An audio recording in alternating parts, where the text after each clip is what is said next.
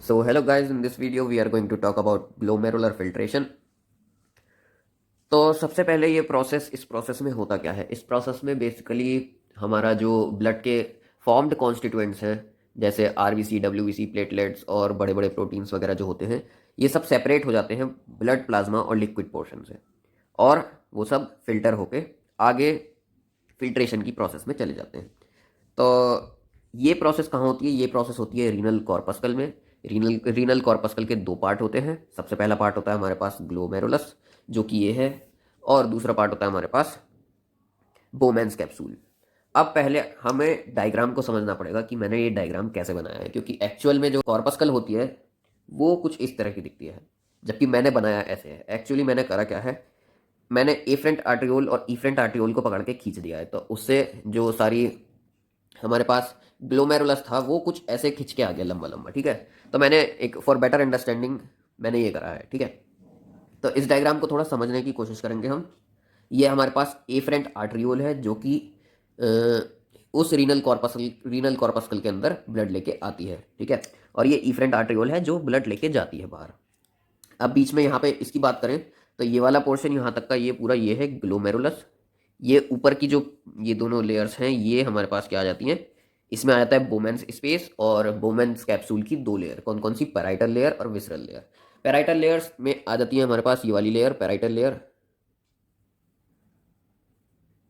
और ये होते हैं हमारे पास पोडोसाइट्स।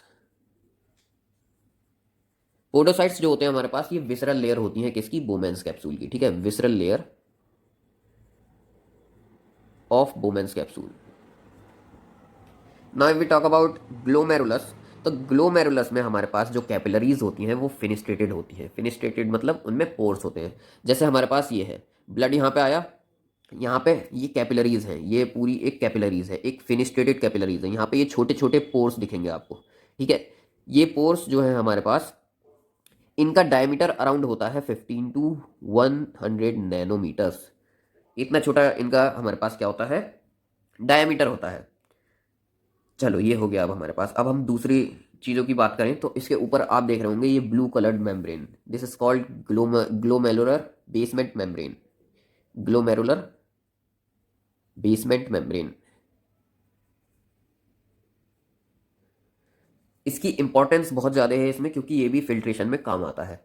कैसे आता है ये देख रहे होंगे आप, यहाँ पे मैंने नेगेटिव साइंस लगा रखे हैं। तो ये एक मेम्ब्रेन होता है जो कि नेगेटिव होता है, होल पूरा नेगेटिव होता है। अगर हम इसकी बात करें, ये बना किससे होता है? ये बेसिकली 3 लेयर्स से बना हुआ होता है। सबसे सेंटर की लेयर इसमें सबसे थिक होती है, जो कि कोलेजन की बनी हुई होती है। लेमिना डेंसा भी कह सकते हैं हम इसे, डेंस कोलेजन होता है इसमें, तो हम इसे क्या कह सकते हैं? लेमिना डेंसा, जो थिक लेयर होती है सेंटर की। ठीक है, और पोडोसाइट की तरफ वाली जो लेयर होती है उसे हम क्या कहते हैं? Lamina rara externa. ऐसे ही एंडोथेलियल सेल्स जो होते हैं हमारे पास, इस वाली साइड की लेयर को हम क्या कहते हैं? Lamina densa interna. तो ये तो सब हो गया हमारे पास पूरा ग्लोमेरुलस के बारे में। अब हम बात कर लेते हैं पोडोसाइट्स की। पोडोसाइट्स क्या होते हैं हमारे पास? Visceral layer of Bowman's capsule. Now I will talk about podocytes. तो यहाँ पे इनके पास हेयर लाइक प्रोजेक्शंस होती हैं। ठीक है, हेयर लाइक प्रोजेक्शंस, जो कि पूरी कैपिलरी के अराउंड ऐसे करके घूमती हैं। ठीक है, ये मैंने यहाँ पे ऐसे ही समझाने के लिए बनाया है, जबकि ये यहाँ से पूरी ऐसे करके चारों तरफ होती हैं कैपिलरी के, एक छलनी टाइप बना देती हैं ये। ठीक है, उसमें से ब्लड निकलता है बाहर। And these are small proteins. ये यहाँ पे ग्रीन कलर का ये जो दिख रहा है, जो एक दूसरे पोडोसाइट्स को ज्वाइन कर रहा है, ये होता है हमारे पास नेफ्रिन प्रोटीन से बना हुआ। ठीक है, अब अगर हम बात करें, हर एक पोडोसाइट के बीच में थोड़ा बहुत गैप हो जाता है। This gap is known as filtration slit.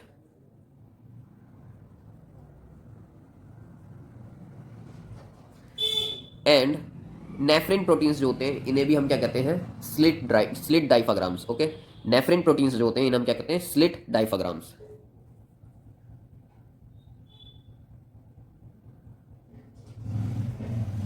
Okay, सो हमने सबके नाम अब देख लिए हैं, इनकी भी हम, ये जो सेल्स हैं इनकी भी हम बाद में बात करेंगे। तो सबसे पहले हम देख लेते हैं ब्लड के कॉन्स्टिट्यूएंट्स क्या क्या होते हैं। जो ब्लड यहाँ से एफरेंट आर्ट्रियोल से अंदर आ रहा होता है ग्लोमेरुलस में, उसमें क्या क्या प्रेजेंट होगा? सबसे पहली बात तो हमारे पास फॉर्म्ड एलिमेंट्स होंगे। कौन कौन से? जैसे आरबीसी, डब्ल्यूबीसी, प्लेटलेट्स। हमारे पास वाटर होगा, इलेक्ट्रोलाइट्स होंगे, for example sodium, potassium, calcium, magnesium, chloride ions होंगे हमारे पास, बाइकार्बोनेट आयंस होंगे। और हमारे पास क्या क्या होगा? और वेरियस हमारे पास इलेक्ट्रोलाइट्स होंगे। हमारे पास प्लाज्मा प्रोटीन्स होंगे, जैसे हमारे पास एल्ब्यूमिन, ग्लोब्यूलिन। हमारे पास क्या क्या होगा? वेस्ट प्रोडक्ट्स होंगे, जैसे यूरिया, केरेटिनाइन। ओके। और क्या क्या होगा हमारे पास? हमारे पास इसमें हो सकता है इम्यूनोग्लोबुलिन्स हो सकते हैं, और भी बहुत सारी चीज़ें होंगी, जैसे इम्यूनोग्लोबुलिन जी, इम्यूनोग्लोबुलिन एम, ये सब होंगे हमारे पास। ठीक है। तो अब हम बात कर लेते हैं कि फिल्ट्रेशन की प्रोसेस कैसे होगी। अब जैसे कि मैंने बताया था, जो यहाँ पे फिनिस्ट्रेटेड पोर्स होते हैं ग्लोमेरुलस के, तो वो सिर्फ अलाउ करते हैं 15 to 100 नैनोमीटर के। जो हमारे पास जो मॉलिक्यूल्स होंगे वो ही उसे पार कर सकते हैं बस। तो फॉर्म्ड एलिमेंट्स की तो बात ही खत्म होगी, क्योंकि यहाँ पे फॉर्म्ड एलिमेंट्स जो हैं ये इसके पार जा ही नहीं सकते। तो ये लौट के वापस आ जाएंगे, यानी कि ये इफरेंट आर्टिकल के थ्रू बाहर चले जाएंगे। अब बात आती है वहाँ पे, यहाँ से पास कौन कौन होगा। ठीक है। इलेक्ट्रोलाइट्स हो जाएंगे, क्योंकि ये इनका डायमीटर बहुत छोटा होता है। इलेक्ट्रोलाइट्स आराम से हो जाएंगे यहाँ पे पार। H2O हो जाएगा। स्मॉल प्रोटीन्स हो जाएंगे, जैसे एल्ब्यूमिन हो गया, ये यहाँ पे आ जाएगा। ग्लोबुलिन भी हो गया, ये भी आ जाएगा। यूरिया, केराटिनाइन, ये सब इसको पार कर देंगे। पहला बैरियर हमारा क्या था? फिनिस्ट्रेटेड पोर्स, जो कि कुछ चीज़ों ने पार कर दिया। अब दूसरा बैरियर आता है हमारे पास, ग्लोमेरुलर बेसमेंट मेम्ब्रेन। इसकी हमने बात करी थी, 3 लेयर से बना हुआ होता है ये। Lamina densa, lamina rara interna, lamina rara externa. So basically it is made up of aminoglycans. ये अमाइनोग्लाइकेंस से बने हुए होती है इसकी ये वाली लेयर, और ये नेगेटिव होती है। मेनली ये किससे बनी हुई होती है? हेपेरिन सल्फेट से। हेपेरिन सल्फेट एक्सट्रीमली नेगेटिव होता है, और आपको पता ही होगा कि नेगेटिव नेगेटिव रिपेल करते हैं। तो यहाँ पे जितने भी नेगेटिव मॉलिक्यूल्स होंगे वो एक दूसरे को रिपेल करेंगे, और इस दूसरे बैरियर में से कौन कौन जा पाएगा? बस पॉजिटिव मॉलिक्यूल्स और न्यूट्रल मॉलिक्यूल्स जाएंगे, और थोड़े बहुत ही कम मात्रा में नेगेटिव मॉलिक्यूल्स भी जा सकते हैं। फॉर एग्जाम्पल एल्ब्यूमिन की बात करें तो एल्ब्यूमिन एक नेगेटिवली चार्ज मॉलिक्यूल है। ये यहाँ से तो निकल जाएगा, इस फिनिस्ट्रेटिंग पोर्स वाली लेयर से तो निकल जाएगा, लेकिन आगे जो हमारे पास बेसमेंट मेम्ब्रेन आ जाता है वहाँ से इसका निकलना मुश्किल है। फिर भी थोड़ी बहुत ही कम, 1% से भी कम ये निकल जाते हैं इसमें से। ठीक है। बाकी सारे जो हमारे पास पॉजिटिव वाले होते हैं, जैसे सोडियम आराम से निकल जाएगा इस वाले उसमें से, H+ आयंस निकल जाएंगे, Ca2+ निकल जाएगा, Mg, जितने भी इलेक्ट्रोलाइट्स पॉजिटिव हैं वो सब इसमें से आराम से निकल जाएंगे बेसमेंट मेम्ब्रेन्स में। तो हमारे पास अब आ गया ग्लोमेरुलस की दोनों लेयर्स हमने पढ़ ली, दोनों बैरियर्स हमने पढ़ लिए, फिनिस्ट्रेटेड पोर्स और ग्लोमेरुलर बेसमेंट मेम्ब्रेन। अब हम बात करते हैं पोडोसाइट्स की। जैसे कि मैंने आपको बताया था, पोडोसाइट्स में हेयर लाइक प्रोजेक्शंस होती हैं, जिन्हें हम क्या कहते हैं? पेडिसिल्स कहते हैं। पेडिसिल्स की बात करें हम, तो पेडिसिल्स हमारे पास पूरे मतलब जो हेयर लाइक प्रोजेक्शंस होती हैं पूरी उस कैपिलरी के अराउंड घूमती हैं, और वो एक छलनी टाइप का स्ट्रक्चर बना लेती हैं। और उस छलनी टाइप के स्ट्रक्चर के बीच में जो स्पेस होता है, उस स्पेस को हम क्या कहते हैं? ये वाला जो स्पेस आपको दिख रहा है, ये स्पेस, इसे हम क्या कहते हैं? Filtration slit. इसका डायमीटर जो होता है फिल्ट्रेशन स्लिट का, 25 to 30 नैनोमीटर होता है। ये और छोटा हो जाता है, 25 to 30 नैनोमीटर। तो अब बात आती है मॉलिक्यूल्स कौन कौन से इसके अंदर से बाहर निकल जाएंगे। तो सबसे पहली बात हमने क्या पढ़ा था? पहला बैरियर था हमारे पास 15 to 100 नैनोमीटर का, यहाँ से निकल गए। जो मॉलिक्यूल्स पॉजिटिव थे वो भी निकल गए। अब बात आती है 25 से 30 नैनोमीटर के होने चाहिए वो। अगर इससे बड़े हुए तो नहीं निकल पाएंगे इसमें से, फिर वो वापस चले जाएंगे। तो पोडोसाइट्स ये हो गए हमारे पास। अब यहाँ से भी अगर एक मॉलिक्यूल निकल जाता है, मान लो एल्ब्यूमिन निकल जाता है, तो उसका सामना होगा नेफ्रिन प्रोटीन से।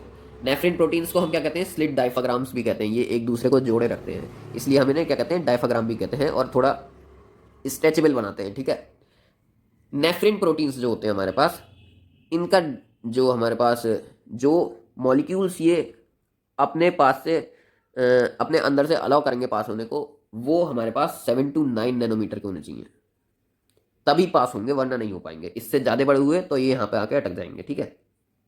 तो ऐसे कर करके हमारे पास ये सारा फिल्ट्रेशन की प्रोसेस होती है। ये विसरल लेयर है बोमेंस कैप्सूल की, और ये बोमेंस स्पेस है, ये पेराइटल लेयर है, लेट अस रिवाइज अगेन। हमारे पास ब्लड में क्या क्या होता है, फॉर्म्ड एलिमेंट्स होते हैं आरबीसी डब्ल्यूबीसी प्लेटलेट्स, जो कि नहीं जा पाते आर पार फेनिस्ट्रेटेड कैपिलरीज के। और यहाँ से जा कौन सकता है, यहाँ पे जो पहुंचेगा वो H2O पहुंच सकता है, इलेक्ट्रोलाइट्स पहुंच सकते हैं, छोटे छोटे बहुत ही छोटे छोटे प्रोटीन जैसे एल्ब्यूमिन बहुत कम मात्रा में पहुंचते हैं, ग्लोबुलिन, वेस्ट मटेरियल्स जैसे यूरिया हो गया, केराटिनाइन हो गया, ये सब यहाँ पे पहुंच जाएंगे कहाँ पे, बोमेंस स्पेस में, और आगे फिल्ट्रेशन की प्रोसेस में वो चले जाएंगे। अब हम बात कर लेते हैं ये गुंडे से दिखने वाले सेल्स की, जिन्हें हम क्या कहते हैं, मेसेंजियल सेल्स। मेसेंजियल सेल्स क्या होते हैं हमारे पास, if we talk about mesangial cells, mesangial cells are contractile cells. ये सेल्स कॉन्ट्रेक्टाइल होते हैं और इनके पास एबिलिटी होती है कि मान लीजिए लेट अस से यहाँ पे इस नेफ्रिन प्रोटीन में एक एल्ब्यूमिन मॉलिक्यूल आके अटक गया, यहाँ पे एल्ब्यूमिन अटक गया, अब ये निकाले कैसे। तो ये क्या करते हैं, मेसेंजियल सेल्स जो होते हैं ये आते हैं और उसे फैगोसाइटोस कर देते हैं, खा जाते हैं उसे आके, ठीक है। तो इनका काम क्या होता है, ये अटके हुए मॉलिक्यूल्स जो हैं उन्हें हटाना और उन्हें फैगोसाइटोस करना, और वो खा जाते हैं उन्हें। दूसरा वर्क इनका ये होता है, ये देख रहे हैं आप सेल्स, यहाँ पे जो ये सेल्स हैं इन्हें हम कहते हैं जक्स्ट्राग्लोमेरुलस सेल्स, जक्स्ट्राग्लोमेरुलस सेल्स, जेजी सेल्स। इन्हें हम बैरो रिसेप्टर्स भी कहते हैं, क्योंकि ये ब्लड का प्रेशर कंट्रोल करते हैं, ठीक है। और ये रेनिन भी सीक्रेट करते हैं, जो कि ब्लड प्रेशर कंट्रोल करने में बहुत काम में आता है, उसके बारे में भी हम बाद में बात करेंगे। लेकिन जो जेजी सेल्स जो होते हैं, ये मेसेंजियल सेल्स इनसे कांटेक्ट करते हैं थ्रू गैप जंक्शंस। इनके पास गैप जंक्शंस होते हैं और उनसे कांटेक्ट करने के बाद ये यहाँ पे आके इनसे कांटेक्ट करते हैं और जेजी सेल्स की मदद करते हैं to regulate the pressure, blood pressure, okay. तो ये हमारे पास पूरा सिस्टम आ गया, कैसे कैसे क्या क्या होता है। फिल्ट्रेट क्या निकलेगा यहाँ पे, फिल्ट्रेट यहाँ पे होगा H2O, electrolytes, small protein such as albumin, globulin and immunoglobulins आ जाते हैं, थोड़े बहुत वेस्ट मटेरियल्स, यूरिया, केराटिनाइन, और भी बहुत सारी छोटी छोटी चीज़ें, वो सब फिल्ट्रेट में आ जाती हैं और ये लिक्विड पोर्शन जो है आगे के जो फिल्ट्रेशन की प्रोसेस है वहाँ पे जाने लगता है।